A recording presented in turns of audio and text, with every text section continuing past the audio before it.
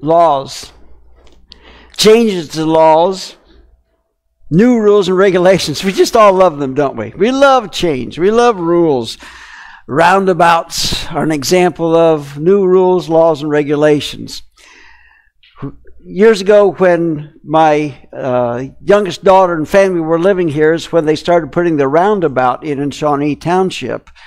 They're at the corner of Fort Amanda and Shawnee Road. My kids, who lived in Columbus, said, "You're going to love it." I'd already determined I was going to hate it. But I have to admit that going to that intersection Monday through Friday at noon was a nightmare with the traffic light there, because it sometimes would take as many as 3 to 4 light changes to get through that intersection. But I still hated the roundabout because I didn't know anything about it. And then it went in.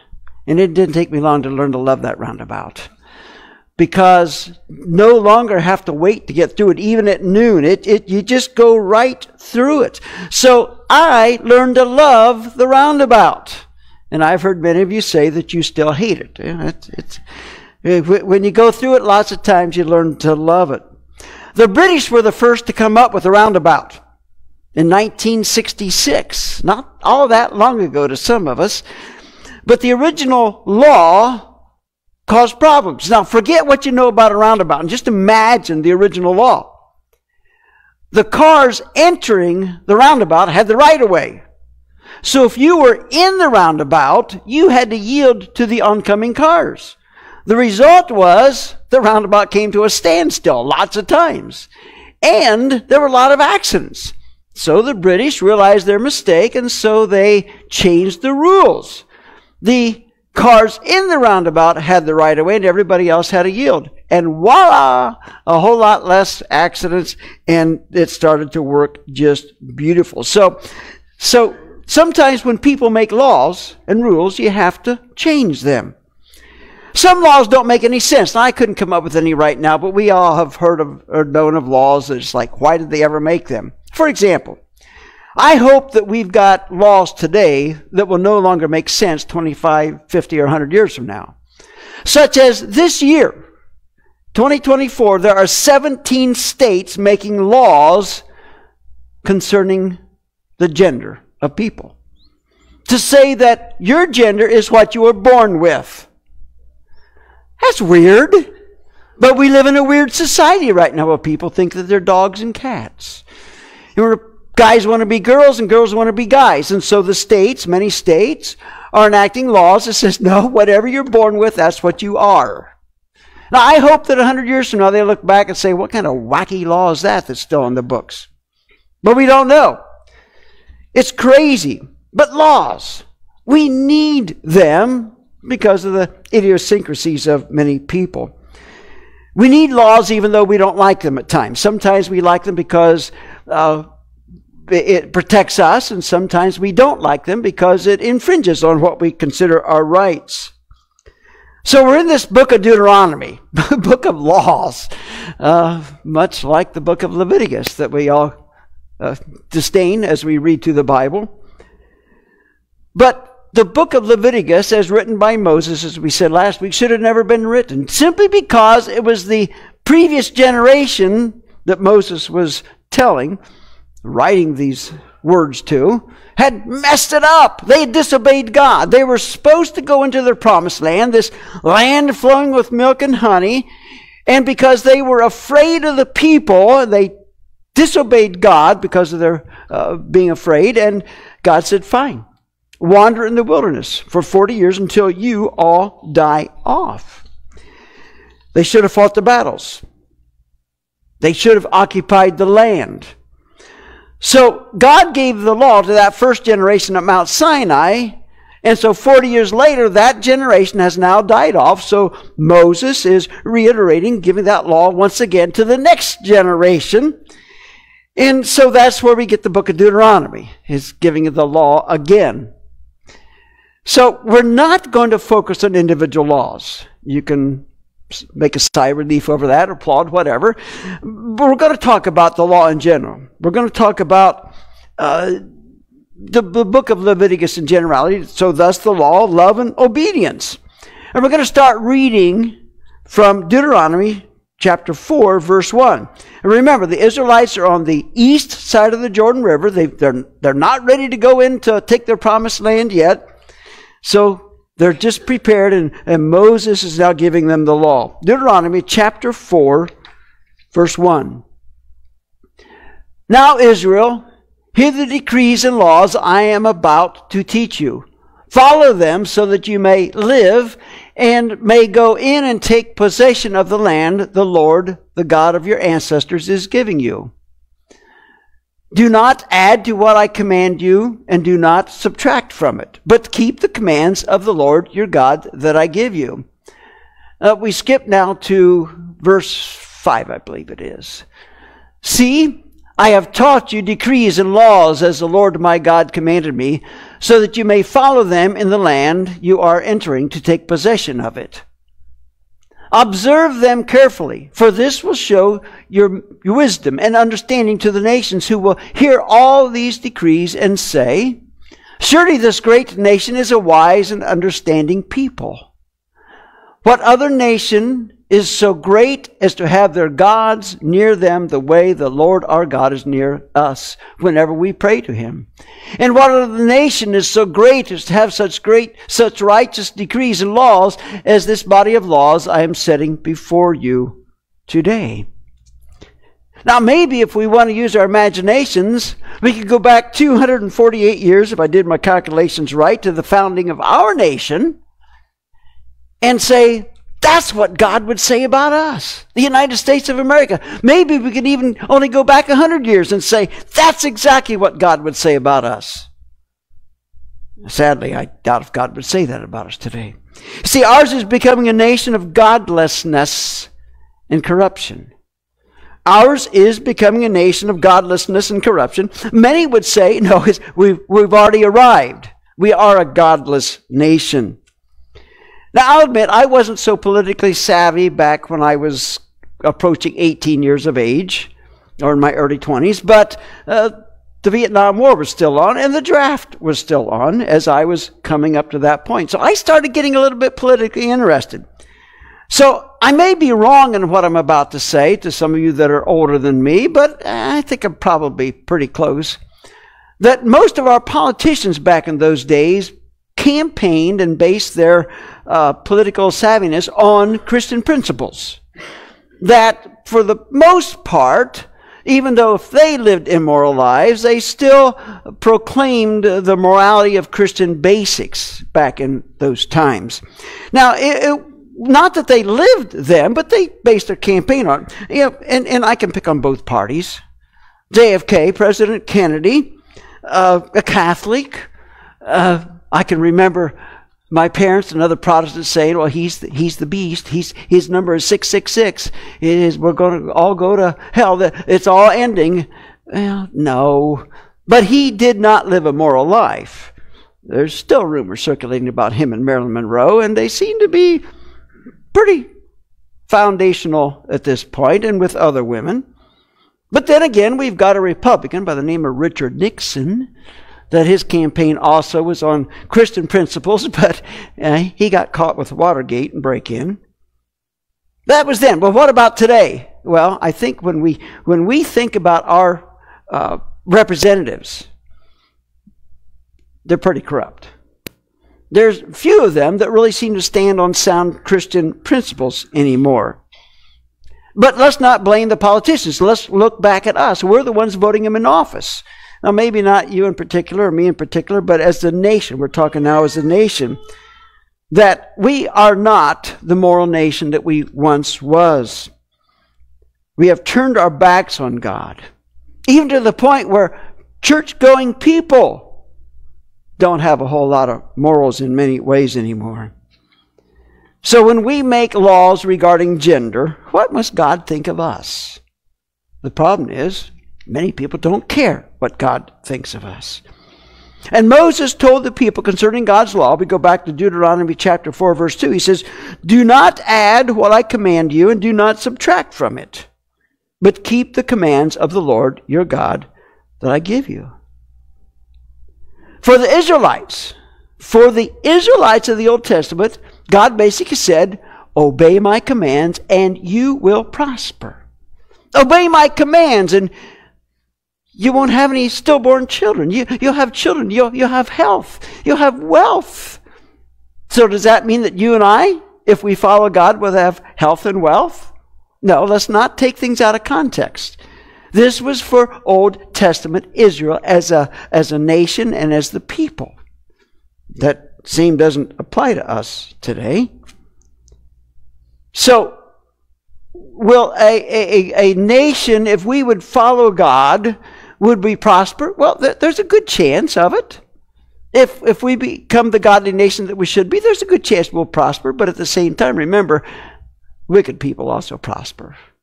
So it doesn't guarantee anything. It's not about wealth.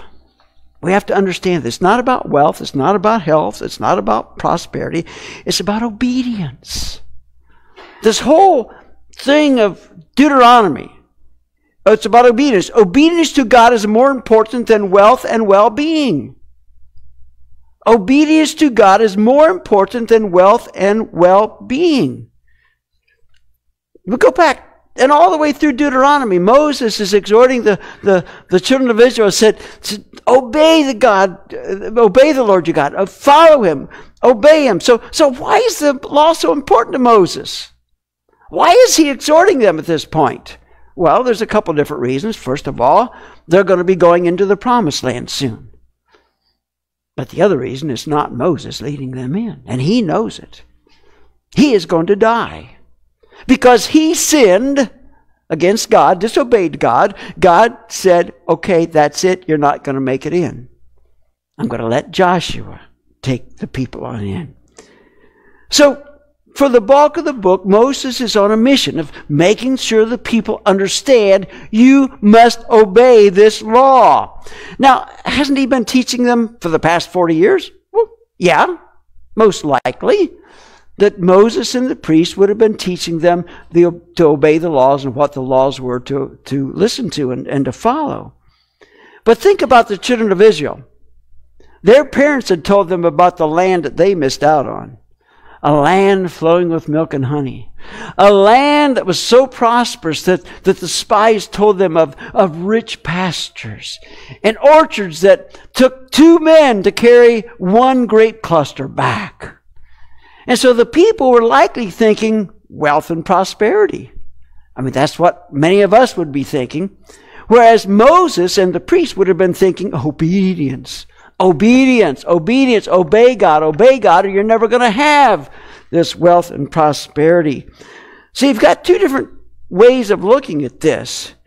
Moses and the priest teaching obedience, and the people thinking prosperity. So it's important for Moses to drill in their minds, obey God.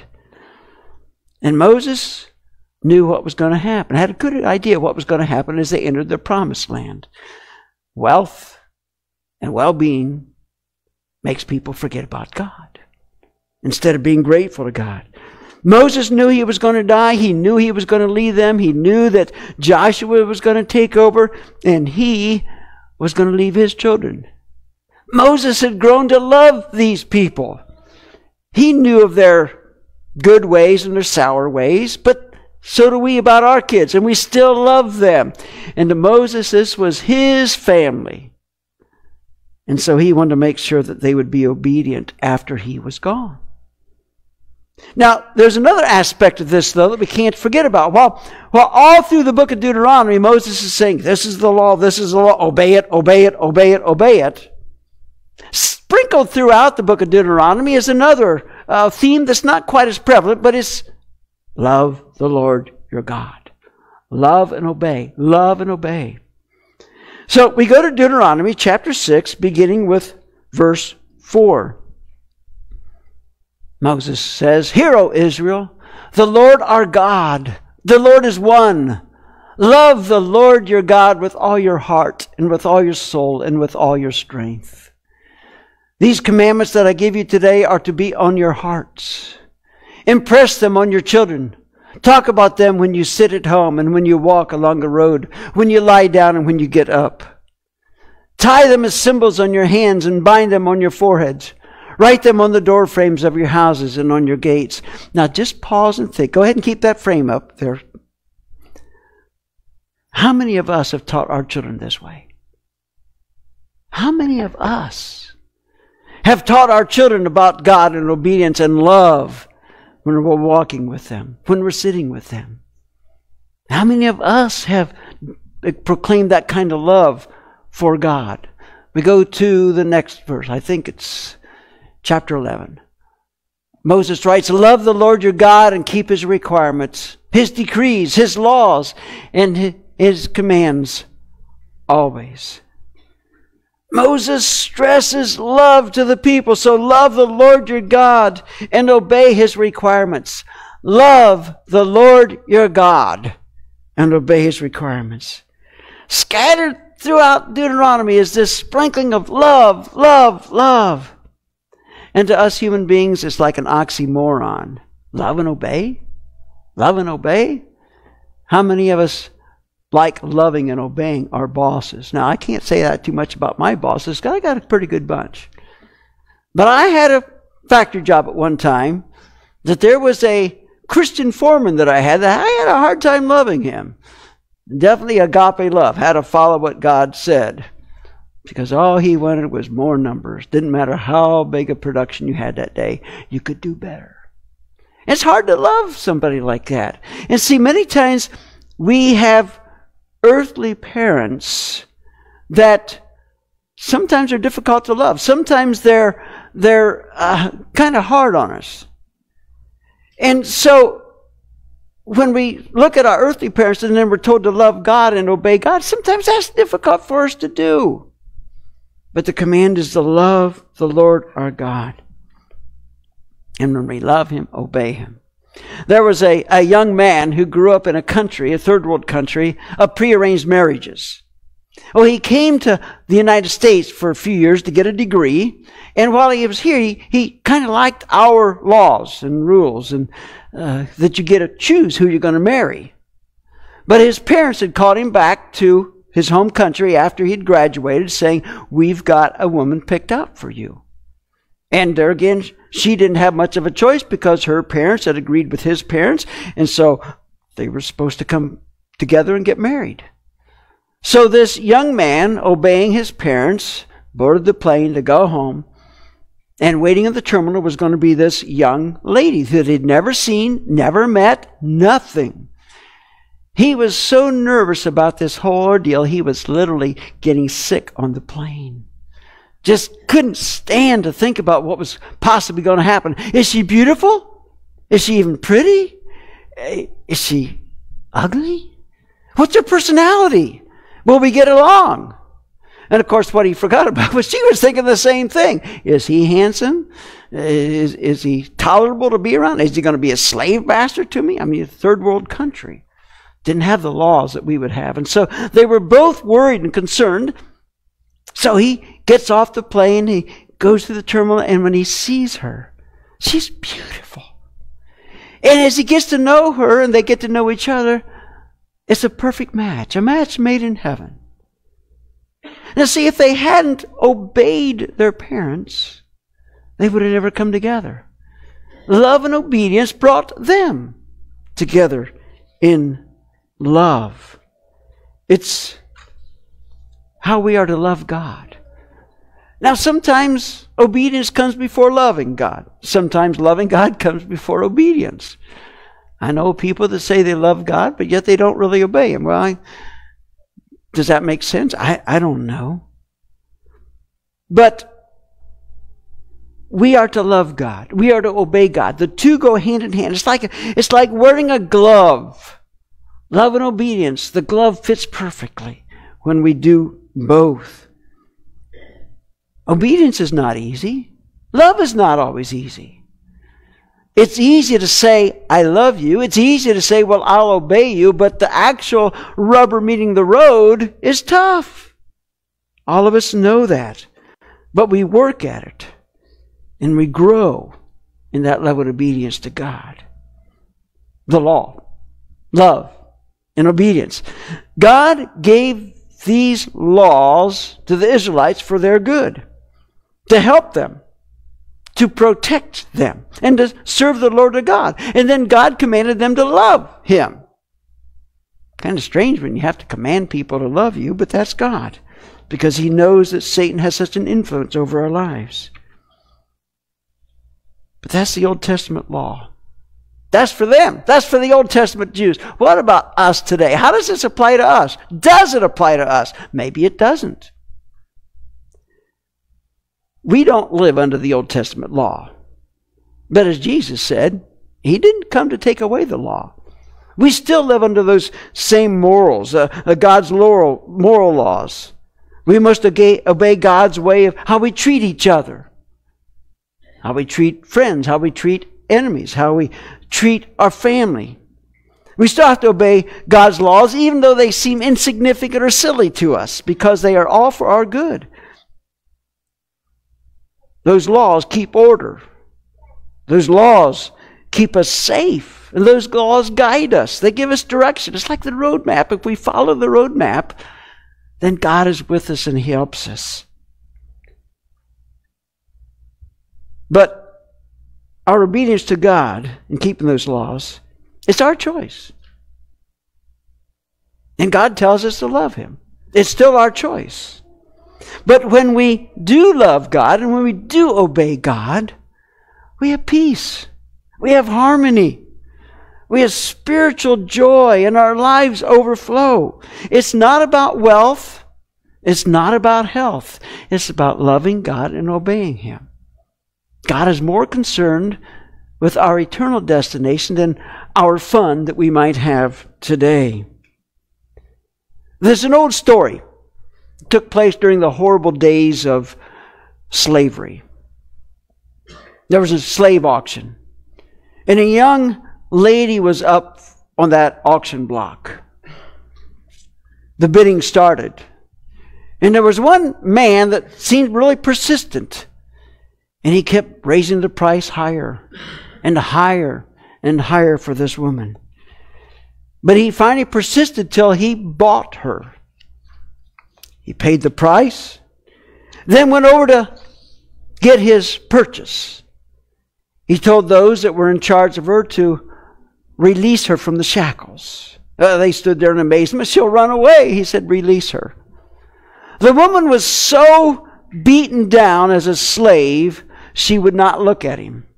She kept her head to the ground all the time. He was trying to strike a conversation with her, and she just would mumble and mutter. She just kept her head down. Well, just so happened that this man that bought her was a northerner. And he eventually told her, young lady, you are free. And she didn't respond. She just kept her head down. He tried to get her attention again. He said, lady, young lady, you are free. Slowly she raised her head to look at him for the first time. She said, you mean I'm free to do whatever I want? He said, yes, you are. To be whatever I want to be? He said, yes. With a great big smile, you can be whatever you want to be. To say whatever I want to say? Yes, to say whatever you want to say. To go wherever I want to go? He said, yes, you are free. She said, then I choose to go with you. That's what God wants of us. When Jesus died on the cross, God said, you're free. You're free. You're not bound by the law anymore. You are free. You're bound by grace. And God controls that grace. And God says, you're free. Sometimes I wonder if we even hear what God is saying. Do we live that way? God says, I want you to love me and obey me. Do we? Do we? Think about it. Almighty Father in heaven, sometimes I don't think we get it. We miss it. We still go back to being bound by the law of we have to do this, we have to do that. And sometimes we look at you grudgingly saying, oh, I don't want to do it. And you keep smiling and say, but you're free. You're free.